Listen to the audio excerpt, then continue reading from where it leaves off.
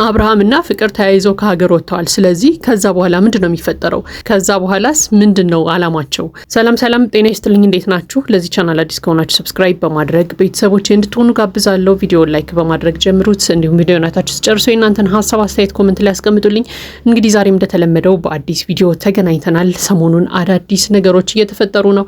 ትላንትና ዴቭ እና ሩታ አብርሃምን ጠርተውት ነበር። ያው ለመነጋገር የፈለጉት በፍቅር ጉዳይ ነው።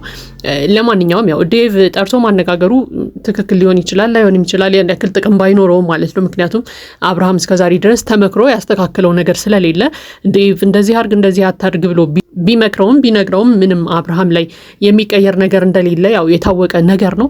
ነገር ግን ያው ለማንኛውም እንግዲህ ያው ወንድሙን ስለሆነ የወንድሙን የሚሄድበትን አቅጣጫ ለማስተካከል ምን ሊሆን ይችላል እንግዲህ ዴቭ አብርሃምን ጠርቶ ለማነጋገር ፈልጓል። እናም እንግዲህ ከሩታ ጋር ሆኖ ቀጥረውታል። እኔ ያልገባኝ የሩታ መገኘት ነው። በቃ ሩታ እዚህ ቦታ ላይ ምንም ነገር አትሰራም። ሩታ አሁንም ትልቅ ተስፋ ነው ያላት አብርሃም ወደሷ እንደሚመለስ ማለት ነው። ምክንያቱም ባለፈው የተነጋገሩትን ነገሮች ስታጤናቸው ነው የከረመችው። ሰሞኑን በቃ 7 ዓመት ሆኖናል ብሎኛል አብርሃም። ስለዚህ እኔ ጋር እየነበረም ፍቅር ጋርም ነበረ ማለት ነው ምናምን የሚሉ ሀሳቦችን ስታነሳ ነበርና አሁን ላይ ሩታ ያንን ነገር ማወቋ ምንድነው የሚጠቅማት? አብርሃም እሷ ጋር ሆኖ ወይ ደግሞ አብርሃም ሄርሜላ ጋር ሆኖ በጎን ደግሞ ፍቅር ጋር ሆኖ የነበረበት ጊዜ ከነበረ ያንን ነገር ማወቅ ለሩታ ምንድነው የሚጠቅማት? አሁን ላይ ምንድነው የሚጠቅማት? አብርሃም እኮ ሄዷል። በቃ አንድ ጊዜ አልፈልጋችሁም አንቺና ሄርሜላን አልፈልግም ብሎ የራሴን አዲስ ህይወት ጀምራለሁ ብሎ ከፍቅር ጋር ሄዷል። ስለዚህ 7 ዓመትም ይቆይ 10 ዓመትም ይቆይ 1000 ዓመትም ይቆይ ፍቅር ጋር ለሩታ የሚጠቅማት ነገር የለም ይሄንን ነገር ማወቁ። አሁን አብርሃም መጥቶ ስትጠይቀው በቃ ከፍቅር ጋር ነበርክ ማለት ነው እኔ ጋር ሆነ ምናምን ስትለው አዎ አብረን ነበርን ቢላት ራሱ ምንድነው የምትለው ሩታ? ይሄ እኮ ምንም የሚመጣ ነገር የለም፣ የሚፈጥረው ለውጥ የለውም። ስለዚህ መጨረሻ ላይ ዴቭ አንድ ነገር ሲነግራት ሰምተናል። ሩታ በቃ አንቺ ጥፊበት፣ አንቺ ስትጠፊ ምናልባት እሱ ፈላጊ ሆኖ ሊመጣ ይችላል ምናምን እያላት ነበር። ይሄ በጣም ትክክል ነው። ምክንያቱም ሩታ እጅግ በጣም አበዛችው ፍላጎቷን። በቃ አብርሃምን የራሷ ለማድረግ ያላት ፍላጎት በዛ ምክንያት ነው አብርሃም እንደዚህ እየሆነ ያለው። ስለዚህ ዛሬም እንግዲህ አብርሃም ያንኑ ነገር ሲደግመው ሰምተናል። በቃ አልፈልጋችሁም ብያለሁ፣ አልፈልጋችሁም አንቺንም ሄርሜላንም የራሴን አዲስ ህይወት ጀምሬያለሁ ምናምን እያለ ነበር። ሩታም እንግዲህ ደጋግማ ስትጠይቀው ነበር። ያ ሁሉ ነገር ሲፈጠር እኔና ሄርሜላ ስንጣላ፣ እኔና ቡዜ ስንጣላ፣ ያ ሁሉ ነገር ሲፈጠር አንተ በጎን በኩል ከፍቅር ጋር ነበርክ ማለት ነው ምናምን እያለች ስትጠይቀው ነበረ። እንግዲህ አብርሃምም ያው ብዙም ሩታ ጋር ማውራት አልፈለገም። በቃ ላንቺ ማስረዳት አይጠበቅብኝም ምናምን ሲላትም ሰምተናል ማለት ነው። ግን ሩታ ለምንድን ነው በዚህ ልክ አብርሃምን የፈለገችው? እኔ እንደውም አንዳንድ ጊዜ አብርሃም አሰርቶባቸዋል እንደ እነዚህ ልጆች ላይ እርቀውት እንዳይሄዱ ላለው። ምክንያቱም ሰው የምትወዱት ሰው የኔ የምትሉት ሰው ሌላ ሰው ጋር ሄዶ ቺት እያደረገ ያያችሁ፣ ሌላ ሴት ጋር እየሄደ አንቺን አልፈልግሽም እያለ እያያችሁ እኛ ብንሆን በእነሱ ቦታ በእነሩታ ቦታ እኛ ብንሆን በዚህ ልክ እንፈልገዋለን ወይ? አብርሃምን እንለምነዋለን ወይ? ይሄ የኔ የሁል ጊዜ ጥያቄ ነው። ምክንያቱም በጣም በዛ፣ በቃ የሩታ ፍላጎት በጣም በዛና በዚህ ልክ አብርሃም አልፈልግም ብሎ ሌላ ሴት ጋር እየሄደ ምናምን እንዴ ገና ሌላ ሴት ጋር መሄዱን ስታቅ ነበር እኮ ሩታ እርግፍ አድርጋ ከህይወቷ ማስወጣት የነበረባት አብርሃምን። በዚህ ልክም መለመን አለባት ብዬ አላስብም እኔ ማለት ነው። ስለዚህ አሁንም ቢሆን እንግዲህ አብርሃም ያው ፍላጎቱ ከፍቅር ጋር እንደሆነ ተናግሯል። እነ ሩታንም እንደማይፈልግ ምናምን ደጋግሞ ሲያወራ ሰምተነዋል ማለት ነው ዛሬ። ለማንኛውም አብርሃም ሄዷል ፍቅር ጋር። በቃ እስከ መቼ ድረስ ፍቅር ጋር እንደሚቆይ አይታወቅም። ነገር ግን እኔ አንድ ነገር አምናለሁ። አብርሃም ከዚህ ሁሉ በኋላ ጊዜስ ሩታ ጋር ቢሆን ይጠቅማታል ወይ? ነገስ ትቷት ላለመሄዱ ምን ማረጋገጫ አላት? ምክንያቱም አብርሃም ጋር አንድ ላይ መኖር ፈልጋለሁ፣ ልጃችንን አንድ ላይ እንድናሳድግ ነው የምፈልገው ምናምን እያለች ሰምተናታል ትናንትናም። እና አብርሃም አሁን ላይ ወደ እሷ ቢመጣስ እንዴት ነው አምና የምትቀበለው? እንዴት ነው አብርሃም ይሆነኛል ብላ የምታስበው? እንዴት ነውስ አብርሃም ለኔ ይመጥነኛል ብላ የምታስበው? እውነት እንነጋገር ከተባለ አብርሃም የሚመጥን አይነት ሰውም አይደለም ለሰው። ስለዚህ ትላንትና እርጉዝ ሆና ወይ ደግሞ በትዳር እያሉ ትቷት የሄደ ወንድ ከዛ ደግሞ አልፎ ደግሞ የመጀመሪያ ፍቅረኛው ጋር ተመልሶ ዛሬ ላይ የሄደ ወንድ ተመልሶ ወደ ሩታ ቢመጣ እስከ መቼ ነው አብሯት የሚቆየው? ድጋሚ ደግሞ ሌላ ሴት ጋር እስከሚሄድ ድረስ ነው ወይ ሩታ የምትቀበለው? ዞሮ የፈለገበት ሄዶ ሲመጣ ሩታ ለምንድነው ተቀባይ የምትሆነው? ለምንድነው ራሷንስ አብርሃምን ለመቀበል ዝግጁ አድርጋ የምትጠብቀው? እኔ ይሄ ሁሌ ጥያቄ ነው የሚሆንብኝ። ምክንያቱም አንድ ጊዜ ከሄደ በኋላ የፈለገው ሴት ጋር ዞሮ ከመጣ በኋላ ድጋሚ ለምንድነው ሩታ እሱን ለመቀበል ዝግጁ የምትሆነው? እንደዚህ አይነት እኮ ትዳር የለም ሲጀመር።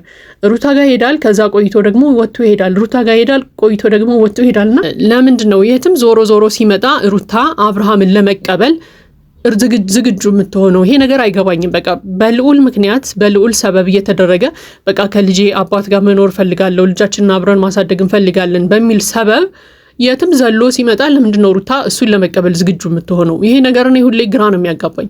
ለምንድን ነው ሌላ ትዳሩን ረግጦ ልጁን ትቶ የሄደ ሰው ድጋሚ ቢመጣ ራሱ መቀበል የለባትም ሩታ። በቃ አልቀበልህም እዛው የለመድክበት ብላ መሸኘት ነው ያለባት አብርሃምን የሚል እምነት አለኝ። ስለዚህ ሩታ ሁል ጊዜ አብርሃምን ለመቀበል ዝግጁ የምትሆንበት፣ አብርሃም እንደፈለገ የትም ቦታ ዞሮ ሄዶ ሲመጣ ሩታ ይቅርታ ጠይቃ በራሱ ጥፋት በአብርሃም ጥፋት ሩታ ይቅርታ ጠይቃ እሱን የምትቀበልበት ምክንያት አይገባኝም እኔ። ለማንኛውም የሆነው ነው እንግዲህ አብርሃም ሄዷል።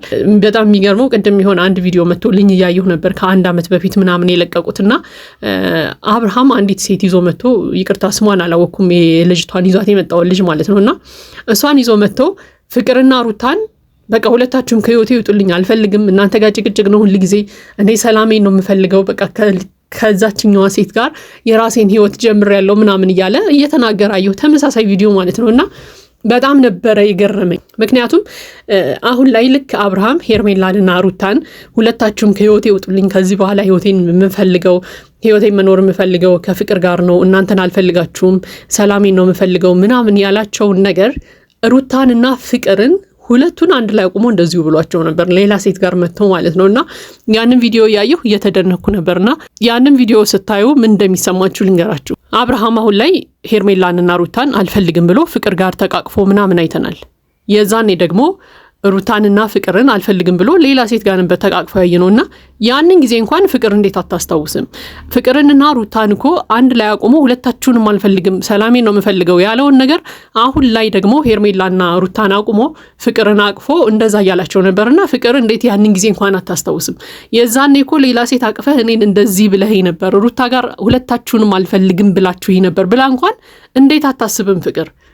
ምክንያቱም የሆነች ሴት ይዞ መጥቶ እንደዛ ያላትን ፍቅርን አንቺን አልፈልግም ያለውን ነገር ነው ዛሬ ላይ ፍቅርን አቅፎ እየደገመው ያለው ማለት ነውና ይሄ በጣም የሚያስቅ ነገር ነው እውነት ለመናገርና ቪዲዮውን ሳይ ትንሽ እየተገረምኩ ነበር። ምክንያቱም የዛኔ ሁለቱን አቁሞ እንደዛ እንዳላቸው ሁላ ዛሬ ደግሞ ሩታንና ሄርሜላን አቁሞ እንደዛ ሲላቸው ስንሰማ በጣም ነበረ የገረመኝ ማለት ነው። ባለፈው እንደውም ሄርሜላ ምን ስትል ነበር? ቀጣይ ደግሞ ሌላ ሴት ይዞ መጥቶ አንቺ ከኛ ጎን እዚህ ትቆሚያለሽ ትሰለፊያለሽ ምናምን ስትላት ፍቅር እየሳቀችና እያሾፈችባት ነበር። እኔ እሱ ጋር አልቆምም ምናምን እያለች ግን ፍቅርን ራሱ ከ1 ዓመት በፊት እዛ ቦታ ላይ አቁሟት እንደነበረ አብርሃም የለቀቁት ቪዲዮ ምስክር ሆኖ ይናገራል ዛሬ ማለት ነው። ምክንያቱም ፍቅርን ጎኑ ላይ አቁሞ አልፈልግሽም ከዚችኛዋ ሴት ጋር ህይወቴን ጀምሬያለሁ እያለ የለቀቀው ቪዲዮ ስለነበረ ማለት ነው። ስለዚህ አንዳንድ ጊዜ በህይወታችን የሚያጋጥሙ ነገሮችን አብላጫ ባንይዝባቸው ጥሩ ነው የሚል እምነት አለኝ። አሁን ላይ ፍቅር ጋር እንደዚህ አይነት ድራማ ውስጥ ስለገባ አብርሃም ባለፈው ሩታና ሄርሜላ ላይ እንደዛ ስታሾፍባቸው ስታላግጥባቸው ምናምን አይተን ነበር ፍቅርና ነገ ምን አይነት ቦታ ላይ አብርሃም እንደሚያቆማት አታውቅም። ስለዚህ ትንሽ ፍቅር ራሱ ተረጋግታ ነገሮችን ብታስብ የተሻለ ነው የሚል እምነት አለኝ። ለማንኛውም እንግዲህ አብርሃም ሰሞኑን ከፍቅር ጋር ወደ ሌላ ቦታ ሄደን ከሀገር ወጥተን እንዝናናለን ምናምን እያለ እንግዲህ ፕሮግራም ይዘዋል ማለት ነው። ለማንኛውም ይሄ ነገር ጥሩ ነው። ፈጠን አድርጋችሁት ቶሎ ብላችሁ አንተና ፍቅር ከሀገር ብትወጡ ጥሩ ነው። ምክንያቱም እነ ሩታም ትንሽ የመረጋጊያ ቆም ብሎ ነገሮችን የማሰቢያ ጊዜ ያገኛሉ ብዬ አስባለሁ። ስለዚህ ፍቅር ጋር የምታደርገውን ጉዞ ትንሽ ፈጠን አድርገው ብትወጣ የተሻለ ነው የሚል እምነት አለኝ።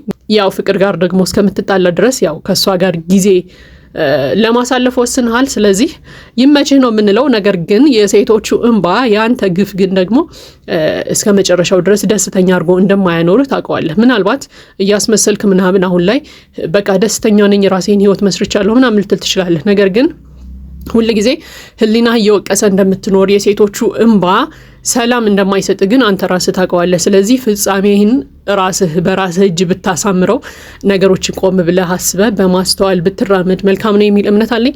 ለማንኛውም ይሄ እኔ ሀሳብ አስተያየት ነው። የእናንተን ሀሳብ አስተያየት ኮሜንት ላይ አስቀምጡልኝ። ለዚህ ቻናል አዲስ ከሆናችሁ ሰብስክራይብ በማድረግ ቤተሰቦች እንድትሆኑ ጋብዛለሁ። ቪዲዮውን ላይክ በማድረግ አበረታቱን። መልካም ጊዜ ይሁንላችሁ።